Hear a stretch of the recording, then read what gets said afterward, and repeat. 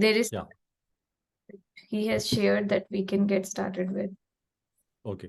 So, Sandhya, over to you. Please Yeah, start. Radhe Radhe everyone. Good morning, good evening. Welcome to another exciting session of Daily Wisdom from Bhagavad Gita. Nitin ji will be joining us soon. In the meanwhile, we will be watching a video. And before that, let's start with our... I'm unable to share my screen, Shyamji. Have you made me co-host? You are not yet. Sorry, I made somebody else go. Sorry. 1 second. Yeah, Sandhya. Yeah, I will just make it. Yeah, so we will start with our prayers. Then we have an exciting video of Swamiji to see on Guru Tattva. And in the meanwhile, Nitinji will join us.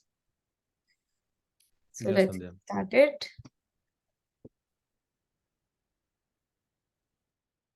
All right. Gurur Brahma, Gurur Vishnu, Gurur Devo Maheshwara, Guru Sakshat Parabrahma, Tasmai Shri Gurave Namaha. Vasudeva Sutam Devam Kamsachanurmardanam Devaki Paramanandam Krishnam Vande Jagadgurum Krishnam Vande Jagadgurum. Awesome. Okay, Radhe Radhe everyone. Once again, good morning, good evening. We have our ongoing discussion on Guru, who is Guru, importance of Guru, and going on. So this is verse 4.34 from Bhagavad Gita, and we will watch a video of Swamiji on this, his commentary on the same.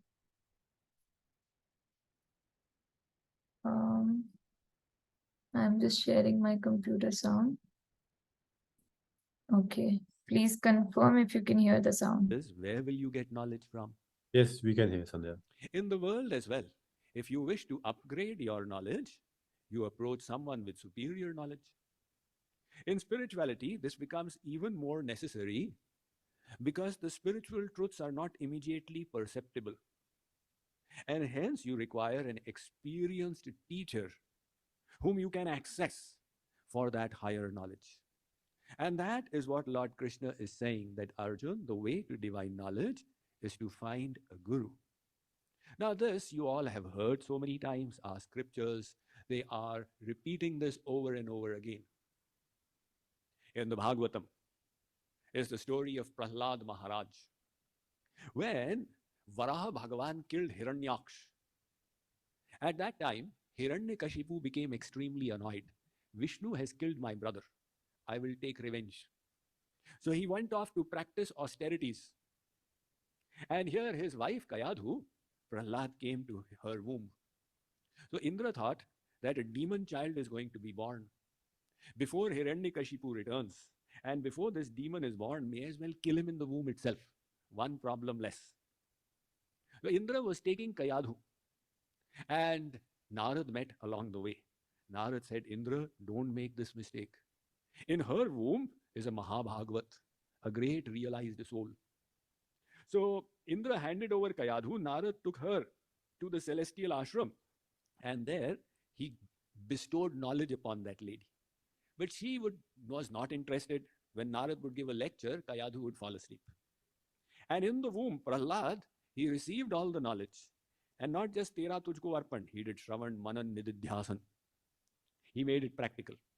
So the consequence was that when he was born, he was seeing Krishna everywhere in the world. Tanmayo nu chakaraha, the Bhagavatam states. He became Tanmaye. Now here Hiranyakashipu returned. And he was so delighted to see his little child. So he brought his little child in the lap and said to his guru's children, Shand and Amark, that go and teach my child that knowledge, the stately craft, Sam, Dam, Dand, Bhed. So they took him over and they were teaching him a variety of things. But Prahlad was not interested. Now when they brought him back, Hiranyakashipu with great relish took Prahlad on his lap and he said, "My child, what have you learned in the Rakshas Gurukul, the Pathshalas, the school of scoundrels?" Prahlad said, "Shravanam, Kirtanam, Vishnu, Smaranam, Padasevanam, Archanam, Vandanam, Dasyam, Sakhyam, Atmanivedanam." So this Navadha Bhakti, which is so popular around the world, it was first mentioned here in the Bhagavatam by Prahlad to his father, 23rd verse of the 5th chapter of the 7th canto. He said, "Father, we should engage in Navadha Bhakti. This is what I have learned. Iti pumsarpita Vishnav bhaktischain navalakshana." First, you surrender your heart, the mind to Bhagavan, and then engage in these ninefold processes. So Hiranyakashipu was so annoyed that I have practiced austerities to kill Vishnu, and my son is recommending Vishnu Bhakti. He took Prahlad and threw him away and called his masters, Shand and Amark. "Is this why I send him to you all to teach all this?" So Shand and Amark said, "This is not what we taught him. I don't know where he has learned all this from."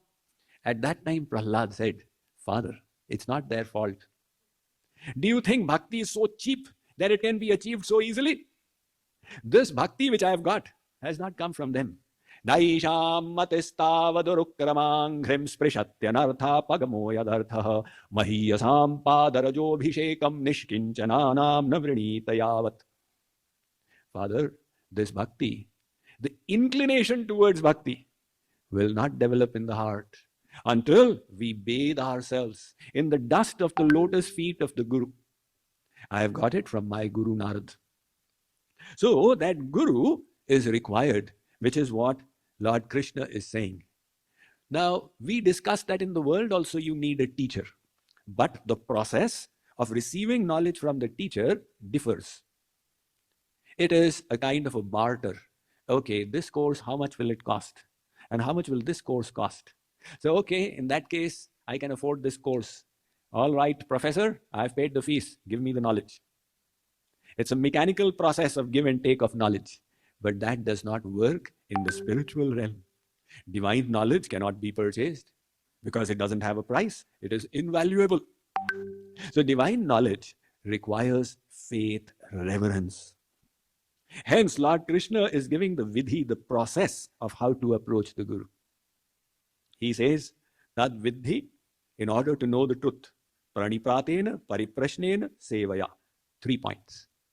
You offer your respects, pranipat, pariprashnena, ask questions, seeking knowledge, not to challenge, with thirst for knowing, and sevaya, engage in service. Then the Guru shall impart knowledge unto you because he has seen the truth. So this is an important point that Lord Krishna has said, Jnaninas Tattva Darshinaha. What is the difference between an ordinary Pandit and a realized sage? The simple Pandit has got the theoretical knowledge of the scriptures. But mere theoretical knowledge does not suffice. In somebody's household, one of the relatives passed away. They were all mourning. And Panditji was called to give a lecture, as is the tradition in Sanatan Dharma, in the Vedic culture. Panditji gave a lecture from the 2nd chapter of the Bhagavad Gita.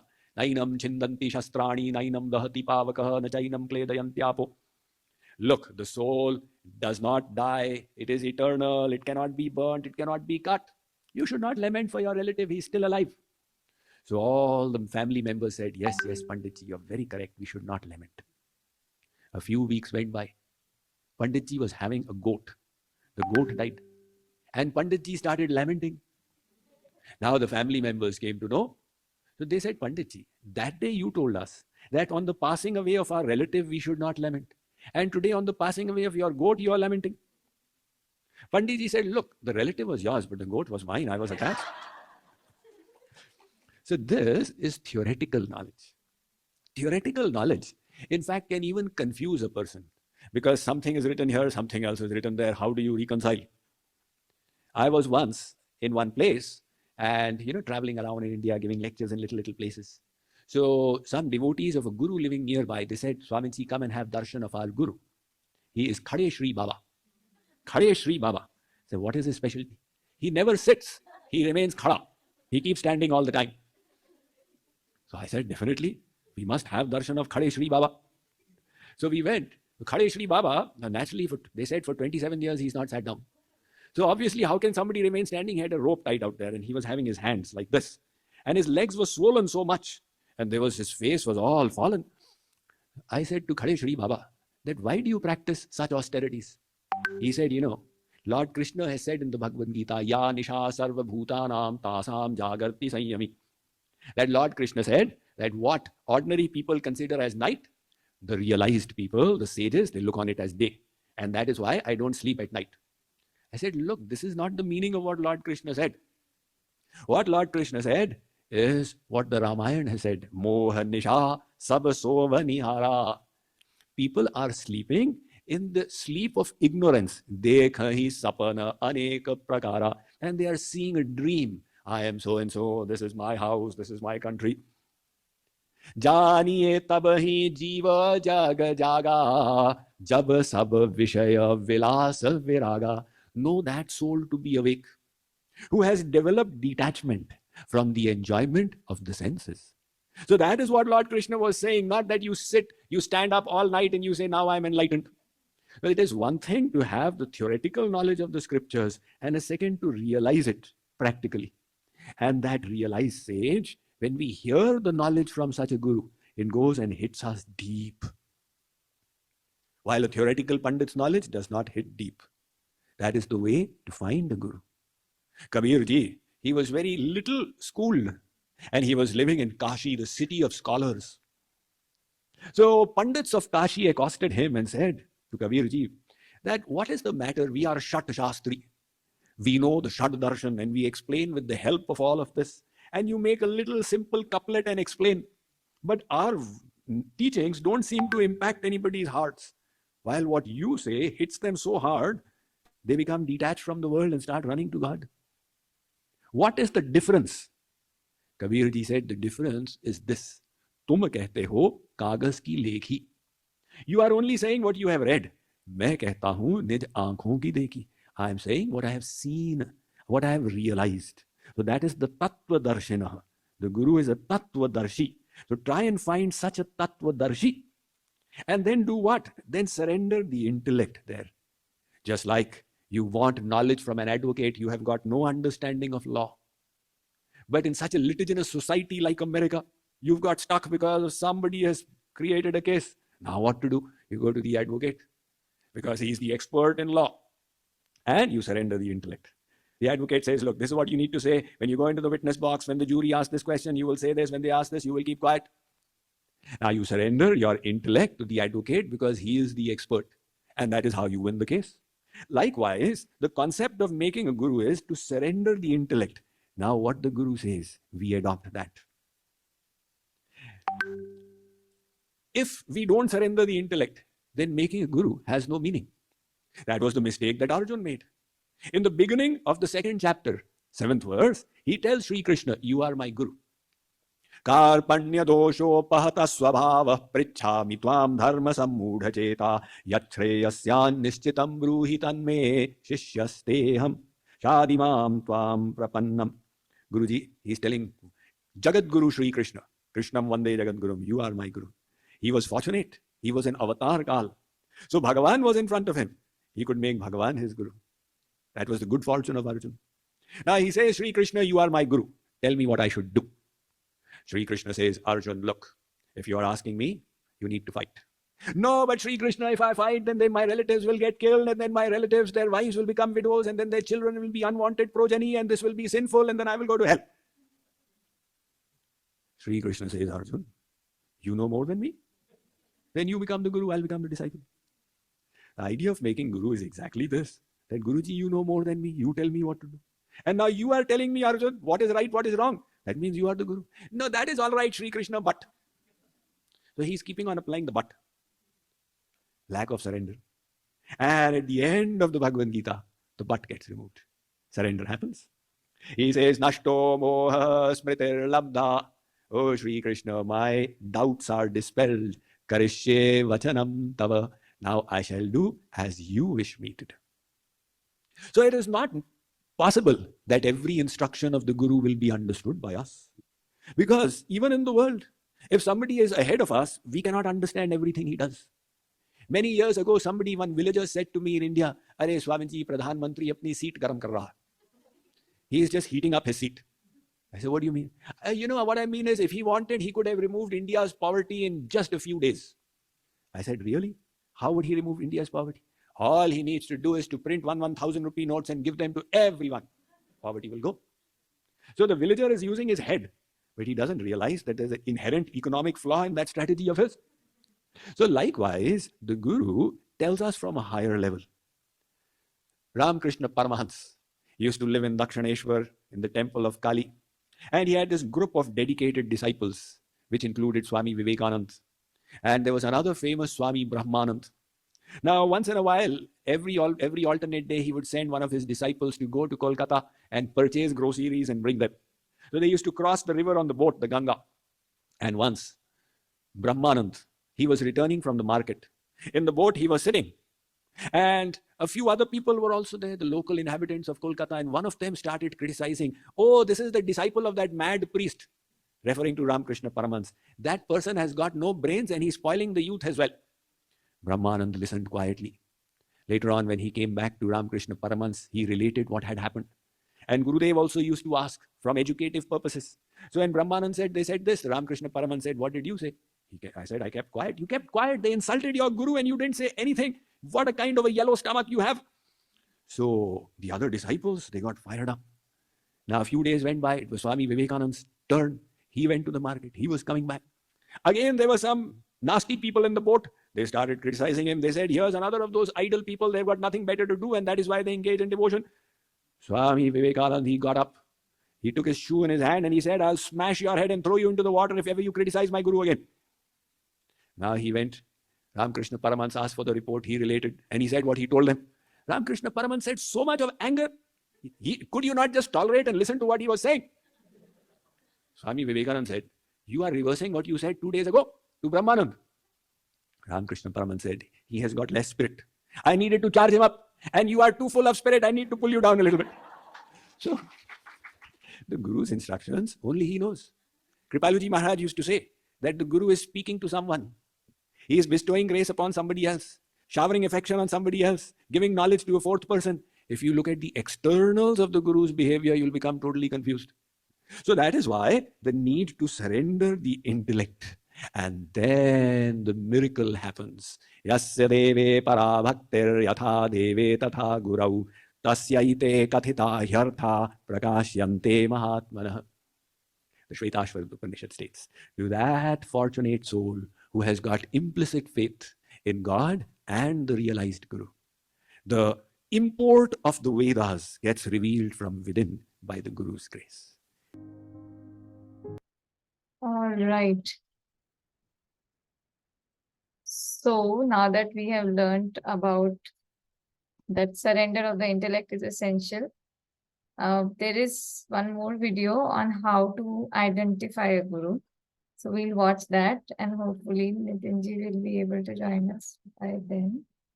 And in case anybody wants to discuss anything based upon this video, feel free to raise your hands. Okay.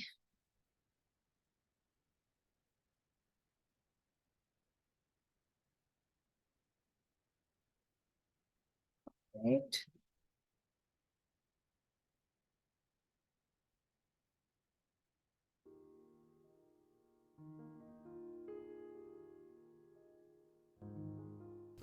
I have a very intricate question which is always bothering to my mind. In Bhagavad Gita, Arjuna, when he talk about Krishna said everything, he didn't believe. Krishna has to show him his Vishwarupa. And then only Arjuna believed him. So we have to find out a Guru who is really a sincere one which can lead us to us. And how do you find a Guru that will really lead us to the right path? Your question is very important. How do you find the Guru? The Guru is a divine personality, and we have material intellects. So when we try and evaluate with our material intellect, we see external things. Is he thin or is he fat? Is he tall or is he short? Does he wear saffron or does he wear white? Is his hair long? Has he shaven his head? We see the externals. And in this way, we try and estimate how high this Mahatma is. But that is absolutely not the means of finding a Guru. You see, you may go and stand in front of the Guru. Nothing will happen to you. Because the only way you benefit from the Guru is when you have faith from inside. The connection between the Guru and the disciple is not a physical one. It is dependent upon the inner faith, surrender and devotion. And that faith is given by God. Sri Krishna says, Sarvasya chaham riddhi sannivishto matta smritir jnanam apohanam cha. Arjun, I am seated in everybody's hearts, and from me comes knowledge, remembrance and forgetfulness. So, that faith God will give you, provided you deserve it. Alright? So, rather than trying to search gurus, we try and create our own vessel.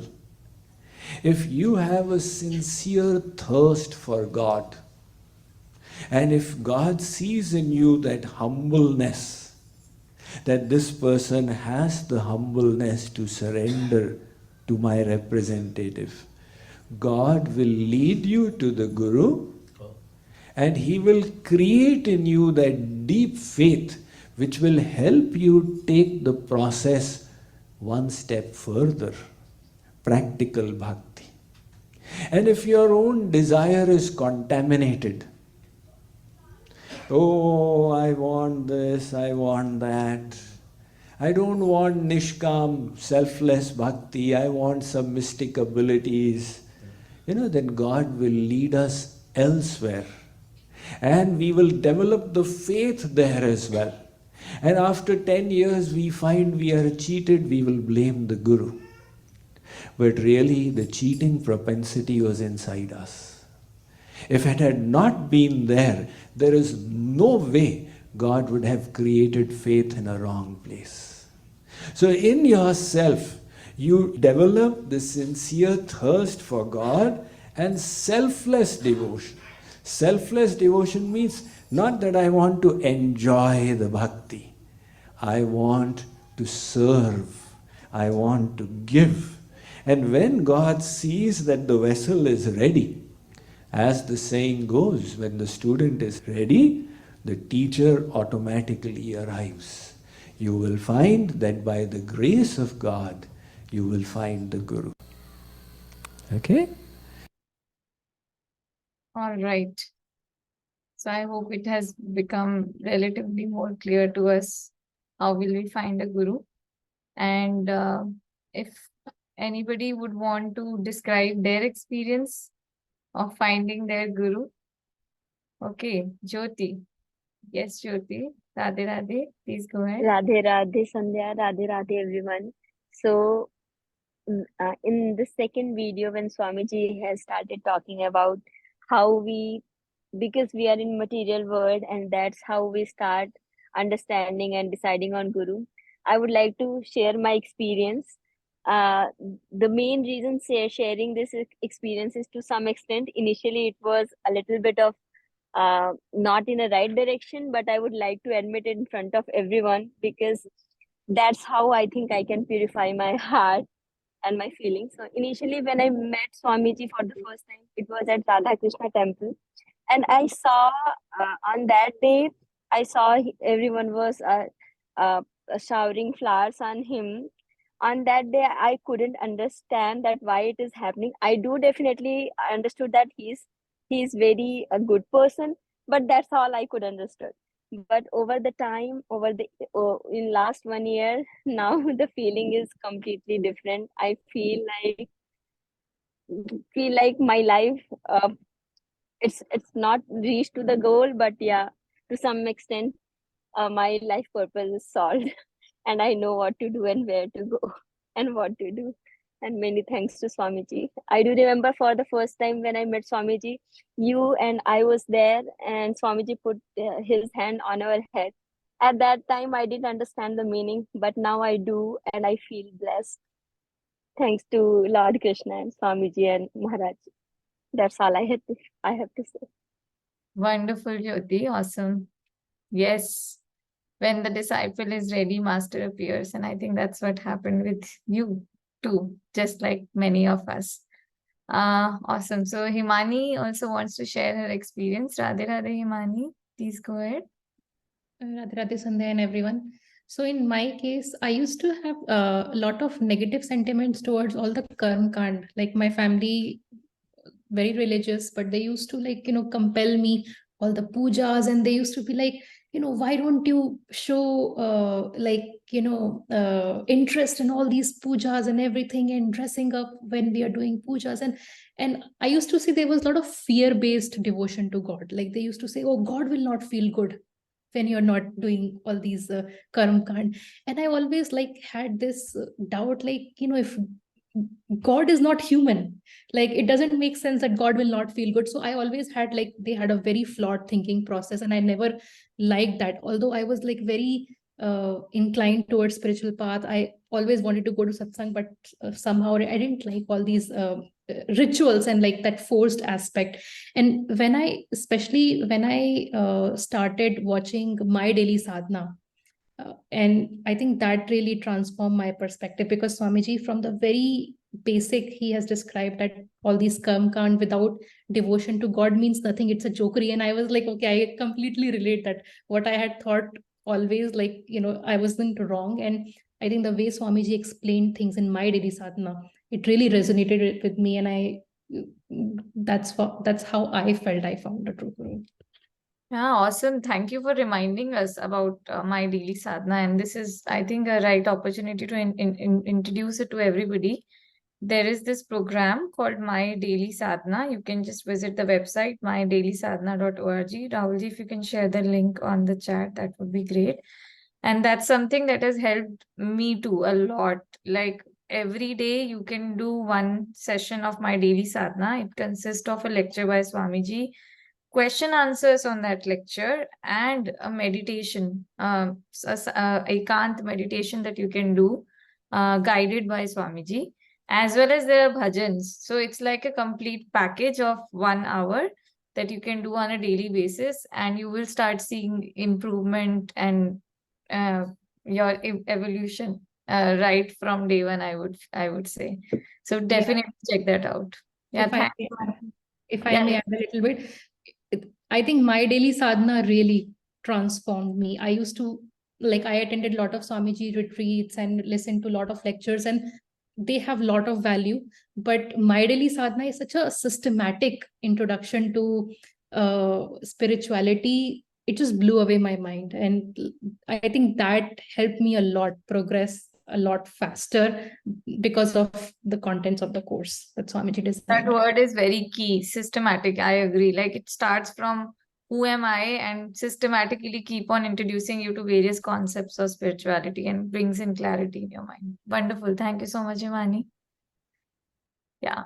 Okay. Radhe Radhe. Next we have, so I'll first take the ones with camera on. So Tarunji, Radhe Radhe. Radhe Radhe Sandhya ji. Is Nitin ji not here today? I joined a bit late. He is driving. He is joining us soon. In the meanwhile, we're discussing. Okay, perfect. Yeah. Okay, so I have a question or a doubt on this topic. So, as Nitin ji explained, Guru means Gu plus Ru. Gu means Andhkar, Ru means remover. So, whoever removes the darkness or whoever gives the knowledge is the Guru. So if I go with that definition, who from wherever I am getting the knowledge, like when I am listening, getting the knowledge from Nitinji, I am seeing him as a guru. When I am reading some scripture, I am treating that as a guru. So what I am not, what is inside that what we call diksha or the initiations process? so what is the importance of that Diksha, initiation or mantra? In addition, so Guru means whoever is giving the knowledge. So from wherever I am getting the knowledge, I am taking them as Guru. Bhagavad Gita, Bhagavatam, or the classes. So then the requirement or the importance of this formal initiation or Diksha, that I need I got your more question. clarity. Yeah. So first of all, I will just add what I think, and others can also add. Of course, Nitinji can answer when he'll join. But as far as my understanding is concerned, yes, this is the definition as per one of the scripture, that Guru is the dispeller of ignorance. However, yesterday only we discussed in the class that as per Mundaka Upanishad, Guru has to have two qualities. One is Shrotriya and other is Brahmanist. Someone who has internally realized God and is also well versed in scriptural knowledge. So, and then you are saying that wherever I'm getting knowledge, if I start considering that as a guru temporarily, that can be treacherous in some sense, because first of all, scriptures you can't even understand, we can't understand on our own. And it can become more confusing than clarifying in terms of how to move further along this path. And hence having one dedicated personality who has the qualifications of a guru and who can guide us makes it much easier and simpler, that many of us, I think, can speak from our experience. And next second thing you were talking about, initiation, Diksha. That's really, I mean, as far as what I have understood from Swamiji and Nitinji, that is not necessary. And at least in JK Yoga, there is no such formal Diksha. So accepting Guru is an internal thing, that you internally accept someone as Guru, and you surrender your intellect, and you from that way, on that way, you kind of interact with them. And if you're doing that, then you are a Guru. I mean, he is the Guru and you are the disciple.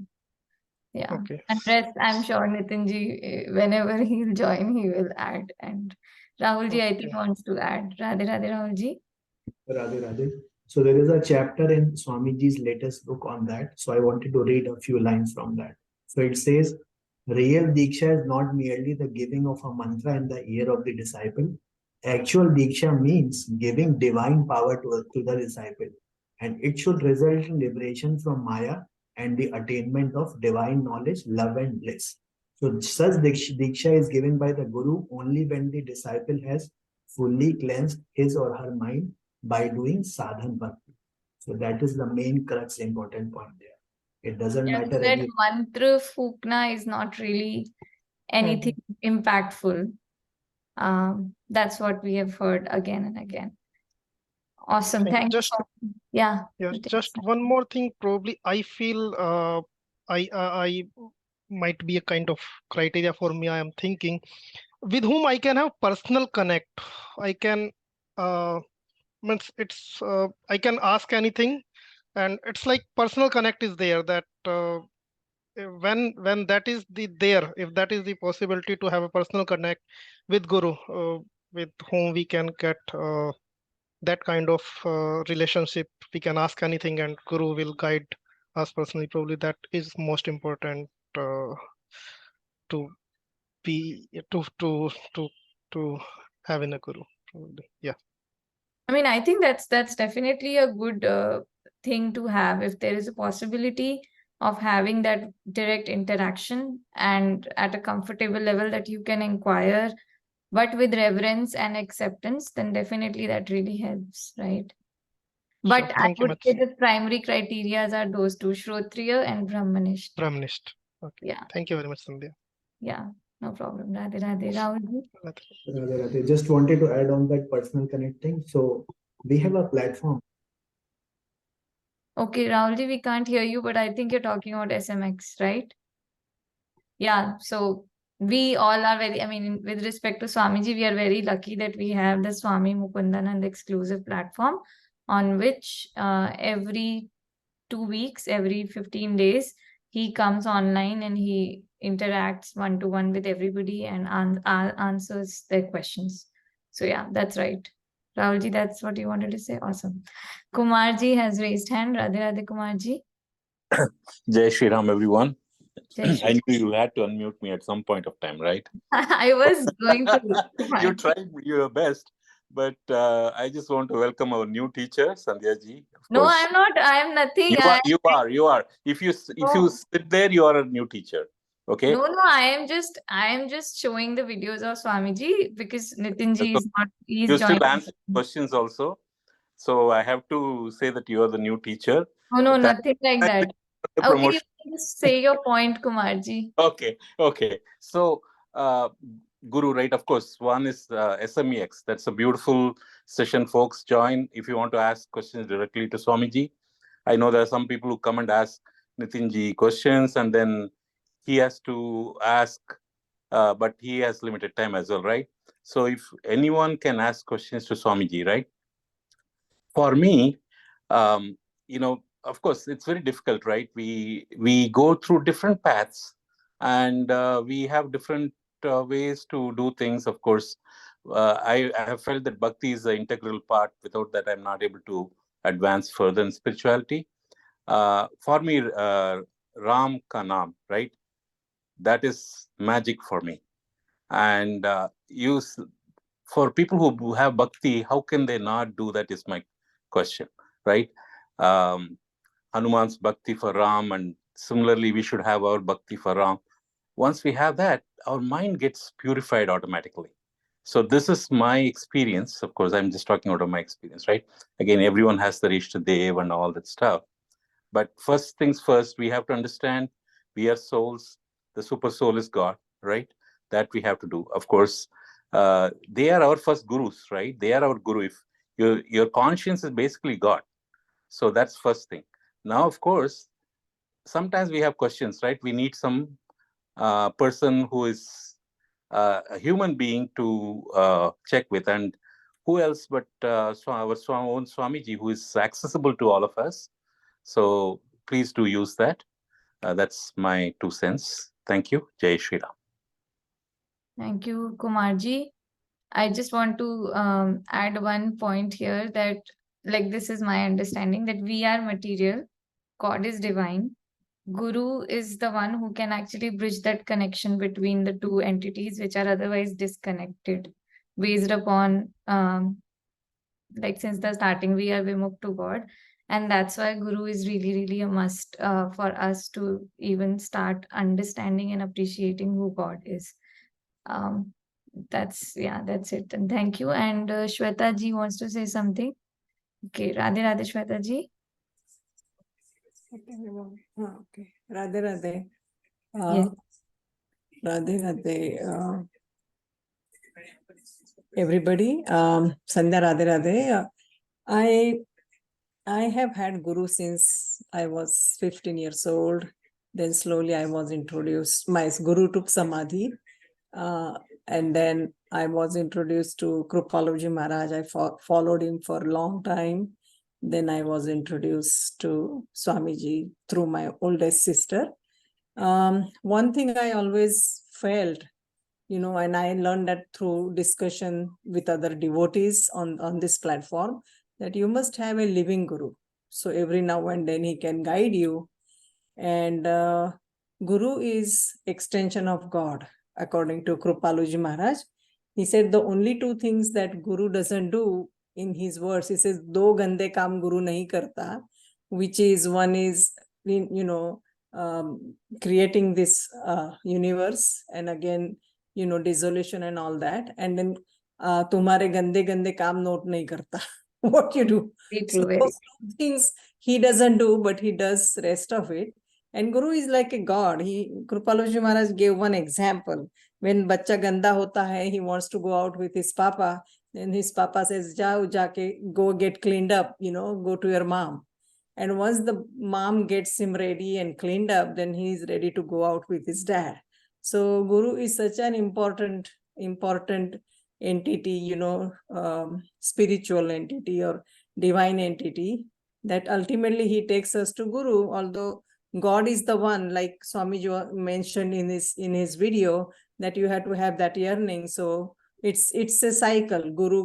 God gives you Guru, and then once you get all cleaned up, then Guru sends you back to God.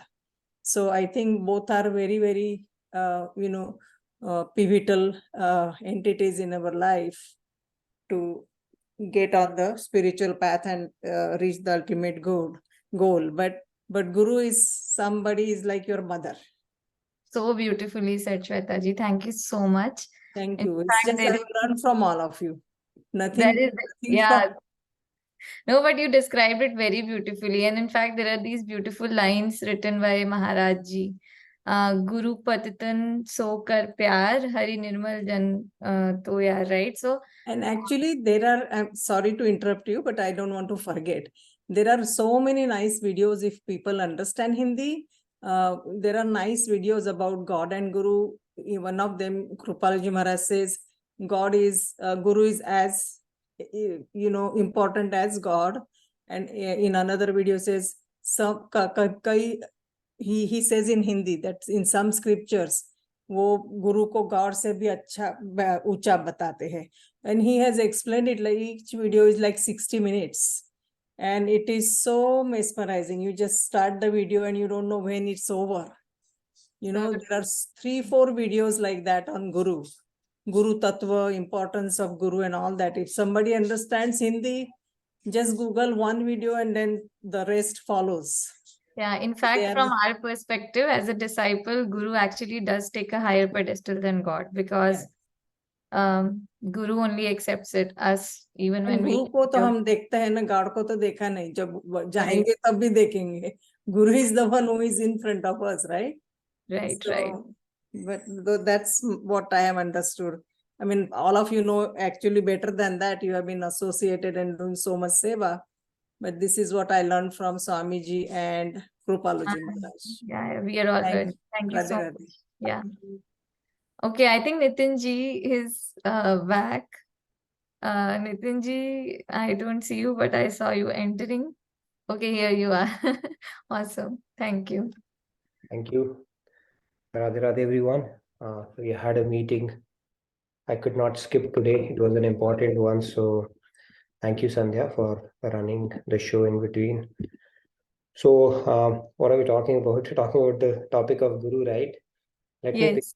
So what was the topic that we were discussing right now? Just before because I want to have a continuity there itself.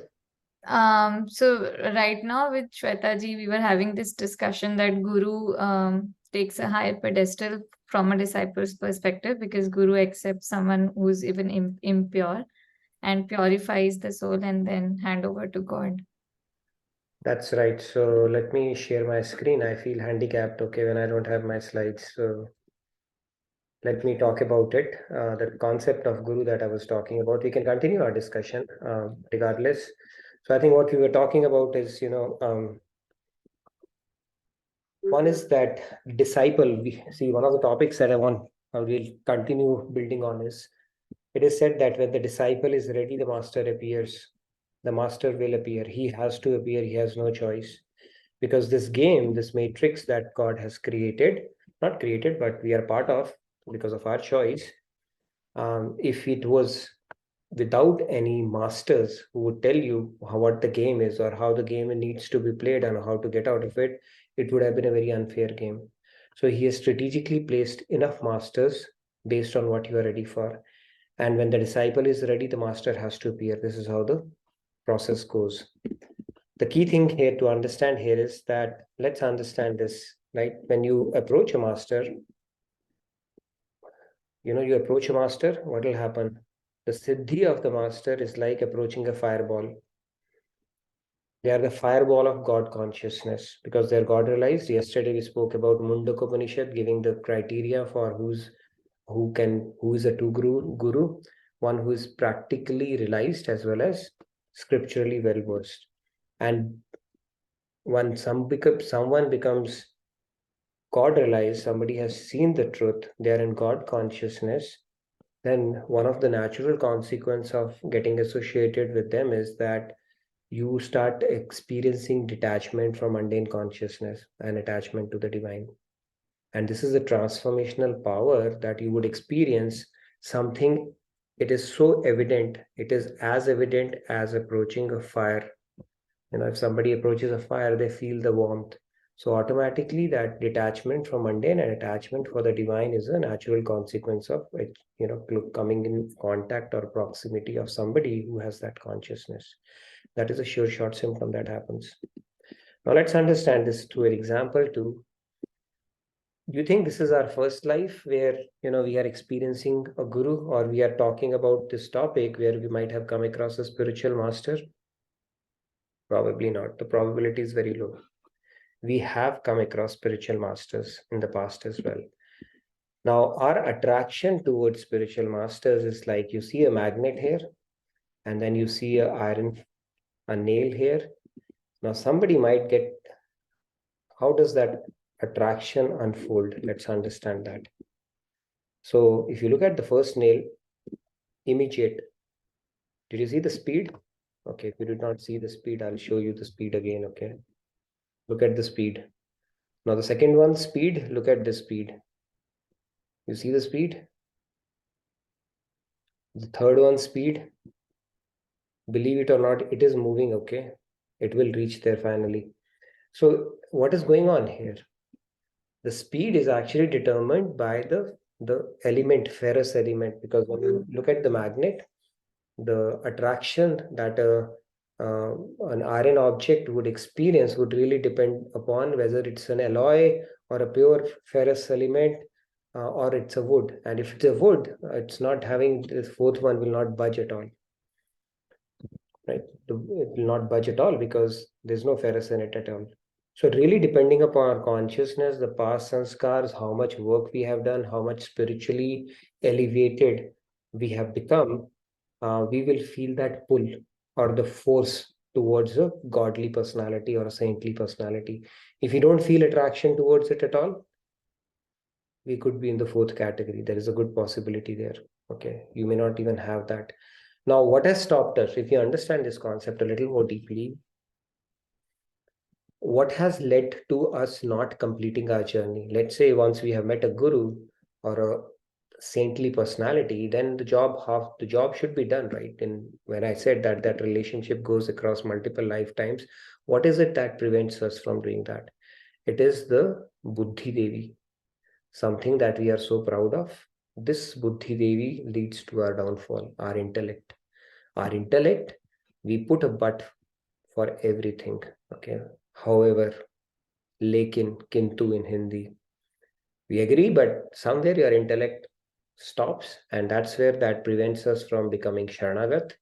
And then that prevents the grace of God as well. When you come in contact with the saintly personalities, that is a very interesting concept. Now, somebody may say, Sharanagat, surrender means what? People who become terrorists or who become human bombs, they are also Sharanagat. Right? They go and do massive destruction on there because they're executing somebody's order. So there are differences around that. Is it backed with proper knowledge or understanding? Are you doing it for your own sake? Are you doing it with some vested interest in mind? So many factors are there. But this Sharanagati we are talking about, where you trust Guru's word and then execute their instructions. And if we not, because our intellect does not jive with that, that prevents us from the complete surrender. And that actually is the reason why we are not able to complete our journey, even when we come in contact with a pure saint or a true guru. Yes, Sandhya, you had a question? One announcement that there is no book club, so we can have an extended session. And secondly, there is a question from Manisha Bhattiji. Can I read it? Sure. If I was ready to move ahead, my guru has prepared me for the higher bliss and gave me Krishna Bhakti, then why he hasn't introduced me to the guru yet?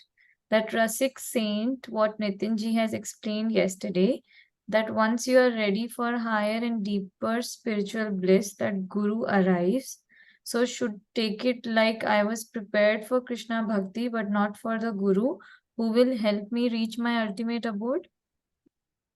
I was prepared for Krishna Bhakti, but not for the Guru. So you're saying you're ready for the Krishna Bhakti, but I think what she's saying, she got introduced to Krishna Bhakti, but she still hasn't found her guru. So is it like internally she wasn't ready for a guru, but was ready for Krishna Bhakti, and hence she received Krishna Bhakti, but not yet guru? I think that's my understanding. If you want to clarify, It Manish. happens in the course of time, that nischay or that firm faith that this is the guru or this is what I need to do will also get established. You have to be patient. Only God knows their ways, but it can never happen that you don't come across a guru, especially once you have made God your priority or devotion your priority. It's just a matter of time. Sometimes God says, okay, I will give you something, but hang on for a bit. And there might be a reason for that. Right? So maybe he wants to increase your vyakulta or your desire or that burning desire. There could be a number of reasons, but be rest assured it has to happen. There's no way it will not happen. You'll come across a personality and then that connection will be immediate. You cannot miss that part. If you're really seeking for it, it will happen. It is bound to happen. There's no way it will not happen. So just stay patient around that and latch on to the inspiration that you get when you come across somebody whose message is resonating, in your heart. It'll happen. If it's not happened, then it'll happen. Then, so it's like this. Those hearts, the heartbeat, you see that heart? I hope you like that heart. So those whose hearts are pure experience such a pull on meeting a true saint that they immediately feel inspired. And their heart will say, this is the person I was searching for. It will come intuitively, immediately. Something within you will announce that. Okay, that is how that pull is usually. Yeah, Sandhya, you had a question? There's a comment from Aparna ji. Mm-hmm. I always felt I needed a guide for all my life's questions, but did not know someone like Guru existed in real world. I only saw priest who did puja in the temple in my childhood, and I'm raised in a very ritualistic Orthodox family. How would anyone know there would be a guru? Like how she did not know it here. How would somebody know when they see? Even I didn't know that there's a guru. In fact, I used to be very skeptical about this concept of gurus and all, because we look at them as, if somebody is truly a God realized saint, there's no way for you to know that. They will look like an ordinary mortal in flesh and blood. You'll say, okay, what is this human worship going on here? People are there. But it's very difficult to understand those saintly personalities. We can talk about certain symptoms and few things that will happen in your life, and then your experience will continue to do that. But yeah, when the right time comes, that knowledge will also come. And then that faith will also come. It will happen, right? Even I never believed in this concept, but it grew on to you. And when you understand, the scriptural, when through the grace of Guru himself, then you understand how important it is to have a guru in your spiritual journey, because without that, you really can't progress much. If you do it on your own, it's a wild, wild west. You cannot really. And God has made it a rule. His grace comes via Guru. That go first, learn to become Sharanagat to somebody who's my representative, and then I'll accept that Sharanagati as mine only. This is a simple principle. When you cannot become Sharanagat to your Guru, how can you become Sharanagat to me? It's a very simple concept. God is not going to manifest in front of us and say, hey, I'm God. Are you willing to surrender to me now? It doesn't work that way. The Sharanagati has to happen to Guru, and then the grace of God will flow via Guru. It's a very simple principle. How can we be surrendered to God when we have not even seen God, right? So that is where the role of Guru is very, very important. All the scriptures are screaming and shouting and saying the same. And Aparna ji had a follow-up question. Priests are not considered as Guru, correct? Priests, it's more of a ritualistic thing. The regular Pandits, if they have to, see, again, going back to the fundamentals, a Guru can only be somebody who is scripturally well-versed and theoretically, practically realized. These two, if they meet that, then yes. If they don't meet that criteria, then no. So it's again the same concept. Now, if somebody has taken on a role of a Pandit, sure, he can become a Guru as well. But a Pandit who just does the rituals, the pujas, and do left, do right, do this, char and this, not necessarily is a Guru. Okay. There's a difference between a regular priest, pandit, and a guru. Guru is much more deeper concept. Okay. That is, they are more karamkandi pandits, ritualistic aspect of the devotion that you're talking about here. Right now, the teachers, if you look at it, teachers can fall into these. Now you have different paths: Ashtanga Yoga, Gyan Yoga, Bhakti Yoga. Right, we talk about that. Now the saints do the work assigned, God has assigned to them. They are all equally praiseworthy. We should not have a sense of, okay, this is better. Saints are equally praiseworthy, and they do their works basically. And if they are genuine saints, we should never criticize their works. So the general good policy is don't take a stance, be neutral. If somebody is saint and you have formed an opinion about him, negative opinion, it is not good. So it's a good policy to stay neutral unless, and not basically form opinion and criticize somebody. And then the teacher we should look for who teaches a path that suits our sanskar. Yesterday I spoke about, a girl approaching Einstein and saying how nice it would be, when we'll have babies, they'll have my beauty and your brains. And Einstein said, what if they get my beauty and your brains? So we need to find a guru who can suit our sanskars. Okay. So if your sanskars are that of bhakti and you go to a Gyan Yogi guru, you'll feel like a deer caught between headlights on a highway. What's going on here? I can't even resonate with anything. I find it boring. And on the other hand, if you have had, Gyan Yoga sanskars and you come in the bhakti path, you'll say, what's going on here, right? All I need to do is sadhana and get into samadhi. So our sanskars would typically dictate what kind of guru we are going to jive with. Yes, Himani, you had a question? Radhe Radhe, Himani. Radhe Radhe. My question is, does a guru necessarily need to have experience in all the three paths? So if a person who likes one of the paths goes there, they will find they resonate with the guru? See, this is how it is. When you say guru, one of the definitions of gurus is he has seen the truth. And if somebody has seen the truth, they know all the paths. Having said that, they know all the paths because they have perfect knowledge at that moment. Having said that, they might have perfected God in one of the paths, right? So that is typically what they come and preach for as well. So even in Bhakti Yoga, if a guru has not has achieved God realization in Vaikuntras, and you have sanskars of Krishna Bhakti, Brajras, he will simply tell you, you know what, my job ends here. Now you need to find a Rasik saint, or he'll lead you to a Rasik saint so that you can progress further.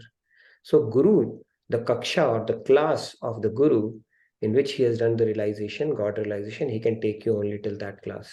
If a Gyan Yogi Guru is there, he can take you till moksha, not beyond that.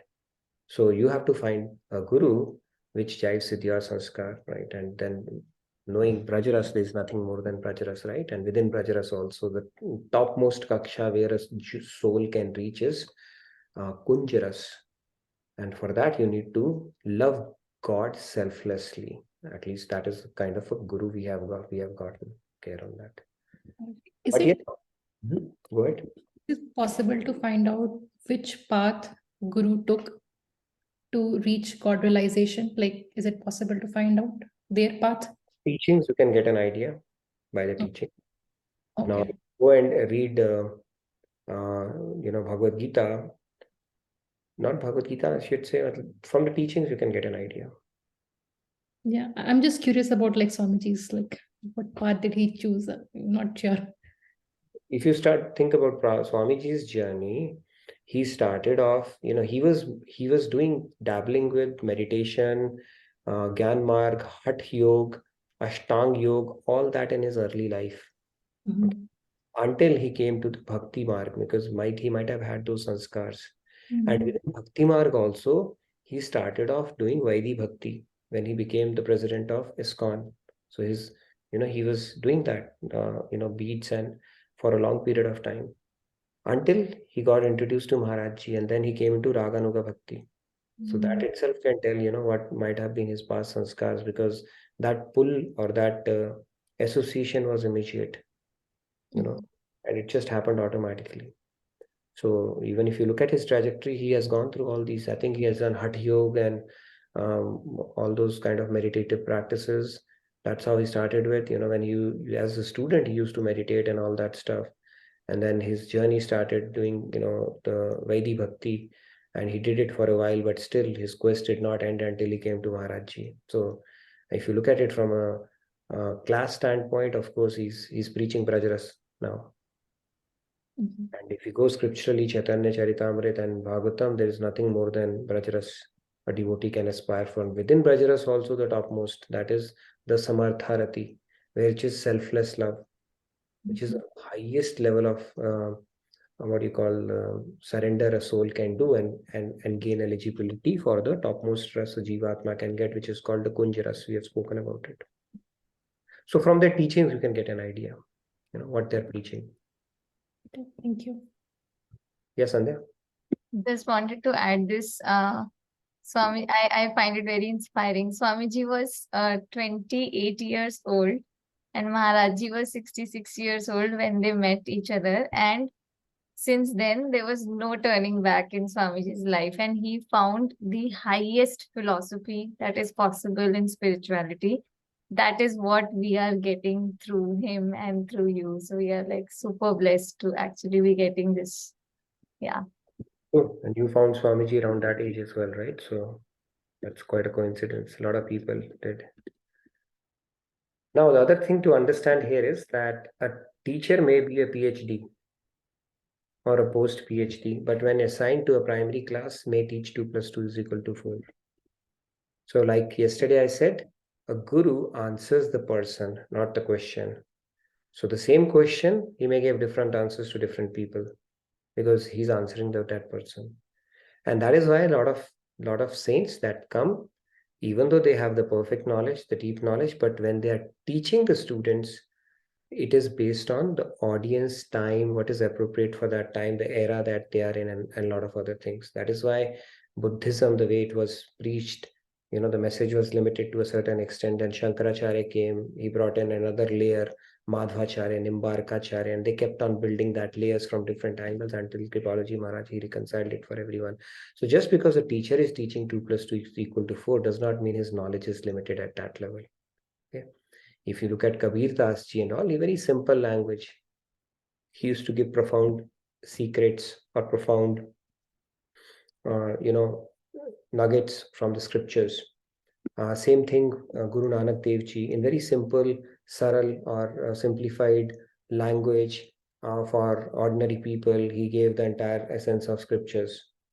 So what they teach is appropriate for the audience and the time that they are in. That doesn't mean their knowledge is limited to that level. They may have all the knowledge in the world.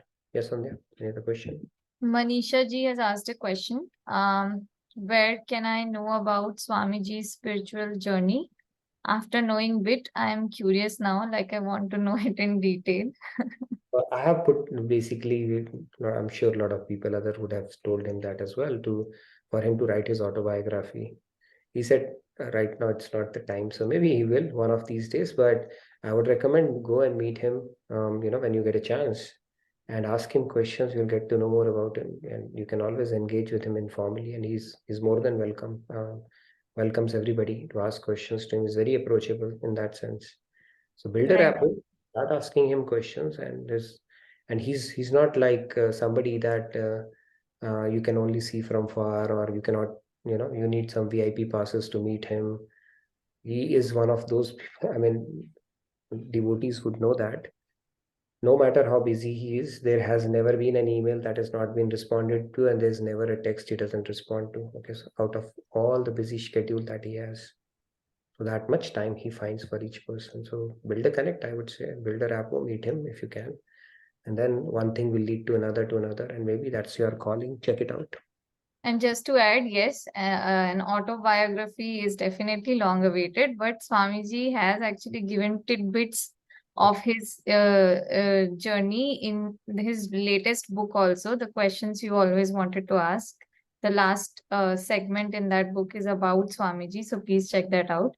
And also I've come across some of the videos in which he has actually talked about how he actually ended up making service of his guru as his full-time goal, and so one can check that out.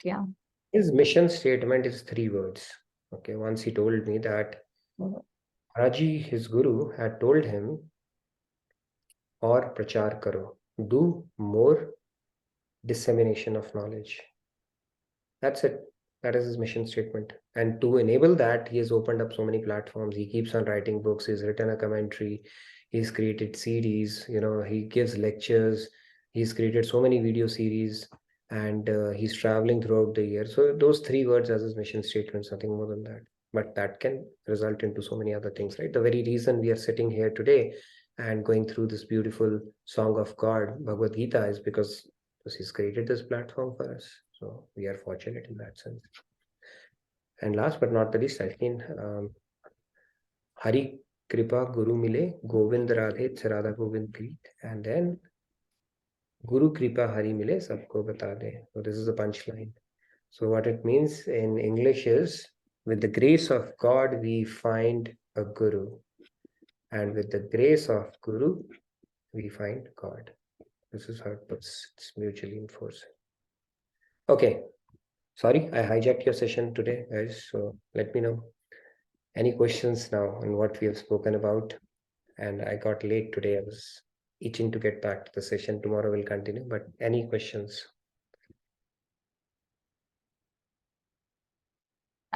You just mentioned this, Nitinji, right? That Swamiji is very much accessible to everybody, right? And today only I heard this from Swamiji, right? That during this Diwali Mela also, even after having that security cover around him, he made sure that he was accessible to general audience who haven't even met him even once. He asked the security guard specifically that please make space so that anyone who wants to meet me can come and meet me. So that was like, yeah. He was surrounded by 5 people. I mean, he's never walks around with a bodyguard and all, but the stadium people, their security thought it is their responsibility because he seems like some celebrity because everybody's coming close to him. So they started forming a circle. Initially, it started with 1 guy, then 3 guys, and then 5 guys. And then he said one of the 5 make space so that people can come in. And then we were having pictures one-on-one with him and all that stuff that was happening throughout. Yeah. Okay, so we will again, there are, I think, still more some areas are there about Guru because a lot of people have these questions about Guru Mantra, formal initiation, meeting Guru. Is it really needed for us to have a physical presence of Guru and all that stuff? We will talk about that tomorrow. And before you joined, actually, Tarunji had also asked a question regarding on similar lines. What is the question? His question, Tarunji, if you're here, you can yourself say, otherwise I can speak on your behalf. Okay, let me say whatever I remembered.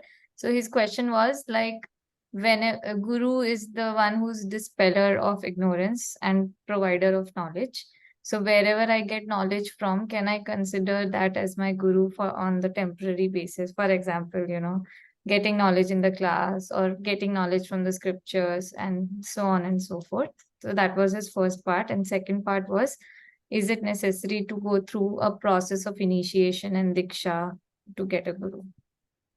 Yeah, so first of all, it's a good spirit actually to have a learning attitude like a sponge. Even an ant can teach us something, even a dog can teach us something, even a cloud can teach us something, right? But do they have an ability to make us God realize? They don't. So it's a good policy to learn or absorb knowledge from wherever it comes and have that spirit from a learning standpoint. However, Guru is much deeper. Guru is an association, the person who can actually take you across the shackles of Maya. So that relationship has to be established. That's one. And then the formal initiation, we'll talk about it tomorrow. So let it be a bit of a suspense today. Whether it's needed or not, yes or no, and why or why not. We'll talk about it tomorrow. Tarunji, if you want to say something. Yeah, I think, thank you, Nitinji. Yeah, my major query was, I think Nitinji wants to address tomorrow. So yeah, I'll wait for that. My major question is, what is the role and importance and requirement for the formal initiation, Diksha, Guru Mantra? Yeah, thank you. We'll talk about that topic tomorrow. Thank you. Any other questions on this? I know we are a little over today. So, Shweta ji has asked a question. How do you balance your time for Guru and Hari sadhana? Guru and Hari sadhana. See, you have to go with the flow. Basically, if your Guru is God realized, you can do Guru sadhana. Hari will not mind at all. If you do Hari sadhana, Guru will not mind at all. If you do both sadhana, either one will not mind at all. So it really depends on what your mind is getting attuned to for that day. Okay, it's not like 50-50. Oh my God, I'm doing this and Guru, I'm missing. Guru, I'm doing Hari. Basically, it's inseparable. So don't get into that mindset that I need to do a little bit of that and both are same in that sense. And both will yield the same results. Okay, it's not like if you do Hari, then something else will happen, and if you do Guru, something, no, it's the same actually. But yeah, wherever your mind is going naturally for that day, go with that. Or you can keep both of them together. She's Awesome. sending hearts in her chat. Who's sending hearts in the chat? iPhone. iPhone had also sent this, what you showed in the last slide. Hari Kripa, Guru Mile, Govind Radhe, and Guru Kripa, Hari Mile, sabko bata de. Okay, no book club session today. Okay, I'm just reading out chats that are there. iPhone to me. Okay, I don't know what is that. Anyways, any more questions, or we can go with the anybody who wants to recite or chant today? I know today's session was a little, maybe we can take a couple of hands and then continue our discussion tomorrow. But thank you for running the session. I didn't want to cancel it at all because it was the last minute that happened. But I'm glad the session continued. So thank you, Sandhya, for running that. Any other questions, or we can do, anybody wants to chat as well?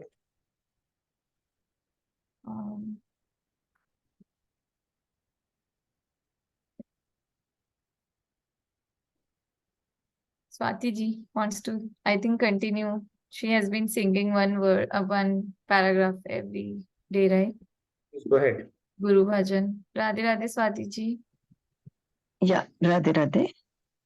गुरुदेव दया करके मुझको अपना लेना, मैं शरण पड़ा तेरे चरणों में जगह देना। पापी हूँ या कपटी हूँ, जैसा हूँ तुम्हारा हूँ, नहीं नाथ भुलाना मुझे, इस जग में अकेला हूँ, तेरे दर का भिखारी हूँ, मेरे दोष भुला देना, गुरुदेव दया करके मुझको अपना लेना, मैं शरण पड़ा तेरी चरणों में जगह ले देना। हरे कृष्ण कृष्ण कृष्ण हरे हरे, हरे Ram Ram Ram Hare Hare. Thank you. Radhe Radhe. Thank you, Swati ji. Very nice. Radhe Radhe. Wonderful. Beautiful. Sandhya, you want to sing as well? Michelle, you are preparing, right? I saw you also. We are look forward to your chanting recitation. So please do keep preparing. Go ahead, Sandhya. Yeah, I wanted to sing this bhajan, which kind of reiterates some of the things that we have been learning. Okay. मेरे गुरुवर मेरे गिरिधर प्यारे, दो एक ही होना सपने हो न्यारे, मेरे गुरुवर मेरे गिरिधर प्यारे, दो एक ही होना सपने हो न्यारे, हरि की कृपा ते मिले गुरुवर प्यारे, गुरु की कृपा ते मिले गिरिधर प्यारे। गुरुवर आत्मा गिरिधर प्यारे। गिरिधर आत्मा गुरुवर प्यारे। मेरे गुरुवर मेरे गिरिधर प्यारे। दो एक ही होना सपने हूँ न्यारे। गुरुवर कह बड़ गिरिधर प्यारे। गिरिधर कह बड़ गुरुवर प्यारे। गिरिधर तो है प्राण हमारे। गुरुवर मेरे प्राण प्यारे। मेरे गुरुवर मेरे गिरिधर प्यारे। दो एक ही होना सपने हूँ न्यारे। निर्मल मन चाह गिरिधर प्यारे। निर्मल मन कर गुरुवर प्यारे। गुरुवर गिरिधर संग भज प्यारे। या गुरुवर को ही भज प्यारे। मम गुरुवर मम गिरिधर प्यारे। तुम दो रहो नित हृदय हमारे। मेरे गुरुवर मेरे गिरिधर प्यारे। दो एक ही होना सपने हूँ न्यारे। Radhe Radhe Govind Govind Radhe. Radhe Radhe Govind Govind Radhe. Done. Thank you. Beautiful bhajan. Yeah, it reiterates some of the stuff that we're talking about. Don't consider God and Guru any different from each other if you have a God realized Guru, because it yields the same result basically. Whether you do Guru Bhakti or Hari Bhakti, both are considered at par in our scriptures. Beautiful bhajan, Sandhya. Thank you very much. So with that, we come to the end of today's session. Tomorrow we'll continue. Like I said, we'll talk about the initiation and some of the other things related to Guru. How can we identify a true Guru and what are the things we should probably, some of the pitfalls that we can have on this path as well, when we look out for a Guru and things like that. So we'll discuss more. So thank you again for your enthusiastic participation, and we will continue discussion tomorrow. Tomorrow I'll not be late. Okay, that's a promise. Thank you. Radhe Radhe. Good night. Good day. Thank you, everyone. Thank you, everyone. Thank you, everyone, for your tolerance as well. So, Radhe Radhe. Good night. Good day, and see you all tomorrow. Please fill out the feedback tracker if not already, if you have any questions. Thank you. And Diwali Mahotsav we'll announce tomorrow. We couldn't announce today. No worries. We can do it tomorrow. Thank you. Right. Good day. Radhe Radhe.